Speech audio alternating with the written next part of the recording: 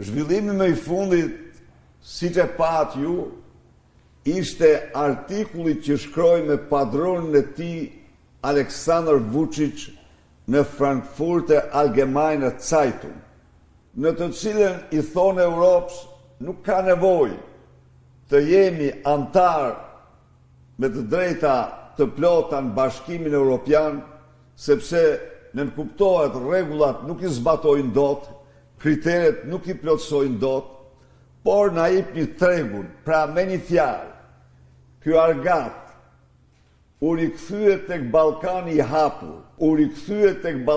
hapur, me të cilin ky shkatroi përfundimisht ekonominë, bujqësinë shqiptare. Nuk kishte akt më antishqiptar. Bashkohet me aleatin e Putinit. Edhe me aleatin e Putinit, tani që është shef, se dera e Brukselit, e integrimit, po i mbyllet për shkak të vjedhjeve të tij. Opozita shqiptare ka dhe do ketë si yllën e saj polar integrimin e plot të Shqipërisë në Bashkimin Evropian.